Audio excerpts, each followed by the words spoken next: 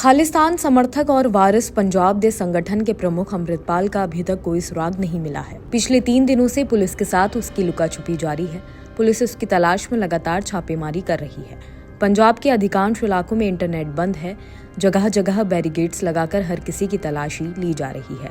अमृतपाल को लेकर गृह मंत्रालय की एक बैठक में अमृतपाल पर शिकंजा कसने के लिए एक लंबा चौड़ा प्लान तैयार किया गया है। पुलिस ने अमृतपाल के सहयोगियों के खिलाफ कार्रवाई करते हुए वारिस पंजाब दे संगठन के 112 कार्यकर्ताओं को गिरफ्तार किया है। इनमें से 78 शनिवार और 34 रविवार को अरेस्ट किए गए। इस बीच दावा किया गया है कि अमृतपाल के चाचा हरजीत सिंह और ड्राइवर हरप्रीत सिंह ने पुलिस के सामने सरेंडर कर दिया है। अमृतपाल के खिलाफ अब तक जांच में सामने आया है कि वह दुबई में आईएसआई के संपर्क में था। इसके बाद आईएसआई द्वारा उसे जॉर्जिया में ट्रेनिंग दी गई थी। अमृतपाल का संबंध प्रतिबंधित खालिस्तानी संगठन सिख फॉर जस्टिस से भी है। आइए जानते हैं कि अमृतपाल मामले में अब तक क्या क्या बड़े खुलासे हुए हैं। अमृतपाल को लेकर हुए ये बड़े खुलासे। भारत आने से पहले आईएसआई द्वारा अमृतपाल को जॉर्जिया में ट्रेनिंग दी गई थी। अमृतपाल ने पंजाब में आतंकवाद को फिर से जीवित करने के लिए सुनियोजित योजना बनाई है। अमृतपाल के संबंध प्रतिबंधित खालिस्तानी संगठन सिख फॉर जस्टिस से भी है। आईएसआई के द्वारा फंडिंग, आतंकियों को शेल्टर और ड्रोन द्वारा हथियारों की सप्लाई की गई। जांच में सामने आया है कि अमृतपाल दुबई में रहते हुए आईएसआई के संपर्क में आया, जहां पहले से कई पाकिस्तानी खुफिया एजेंसी के एजेंट रहते हैं। आईएसआई ने अमृतपाल को फंडिंग दी और इसी वजह से वह पाकिस्तान के समर्थन से भारत में खालिस्तानी मूवमेंट चलाने के लिए लौटा। पाकिस्तान इस वक्त आर्थिक संकट से जूझ रहा है। वह कई बार भारत से युद्ध में भी हार चुका है। ऐसे में वह कभी जम्मू कश्मीर तो कभी पंजाब में साजिश रचता रहता है।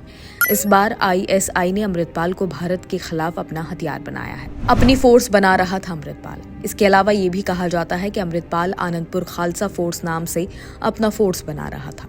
पुलिस ने अमृतपाल के घर से AKF मार्क वाली जैकेट्स बरामद की हैं। इसके जुल्लूपुर खेड़ा गांव स्थित घर के गेट और दीवार पर भी AKF लिखवाया गया था। उसके घर और साथियों से बरामद हथियारों पर भी AKF लिखा मिला है। यानी इस बात के पुख्ता सबूत हाथ लगे हैं कि अमृतपाल सिंह आनंदपुर खालसा फोर्स नाम से प्राइवेट आर्मी बना रहा था। अमित शाह को दी धमकी। दरअसल ये पूरा विवाद शुरू होता है पंजाब के अजनाला में पुलिस थाने पर हुए हमले से। अमृतपाल के समर्थकों ने अपहरण और दंगे के आरोपियों में से एक तूफान की रिहाई को लेकर पुलिस स्टेशन पर धावा बोला था। इस दौरान 6 पुलिसकर्मी घायल हुए थे। उसके ही एक पूर्व सहयोगी ने अमृतपाल के खिलाफ शिकायत दर्ज कराई थी। इस मामले में पुलिस ने शिकंजा कसना शुरू कर दिया था। अमृतपाल का नाम देश के गृह मंत्री को धमकी देने में भी सामने आ चुका है। दरअसल पिछले दिनों अमृतपाल ने कहा कि खालिस्तान के मामले को बहुत ही शांतिपूर्ण तरीके से आगे बढ़ा रहे हैं। जब लोग हिंदू राष्ट्र की मांग कर सकते हैं तो हम खालिस्तान की मांग क्यों नहीं कर सकते। अमृतपाल ने कहा कि दिवंगत पीएम इंदिरा गांधी की खालिस्तान का विरोध करने की कीमत चुकानी पड़ी थी। हमें कोई नहीं रोक सकता, चाहे वह पीएम मोदी हो, अमित शाह हो या भगवंत मान। मुझ पर और मेरे समर्थकों पर लगाए गए आरोप झूठे हैं। कौन है अमृतपाल सिंह? अमृतपाल सिंह वारिस पंजाब दे संगठन का प्रमुख है। इसे अभिनेता दीप सिद्धू ने बनाया था। दीप सिद्धू की पिछले साल फरवरी में सड़क हादसे में मौत हो गई थी। दीप सिद्धू लाल किला हिंसा का आरोपी भी था। दीप सिद्धू की मौत के बाद दुबई से लौटे अमृतपाल सिंह ने संगठन की कमान संभाली। दीप सिद्धू की मौत के बाद वारिस पंजाब दी वेबसाइट बनाई गई और लोगों को जोड़ना शुरू कर दिया गया। फिलहाल इस वीडियो में सिर्फ इतना ही। बाकी और खबरें देखने के लिए जुड़े रहिए जनसत्ता के साथ।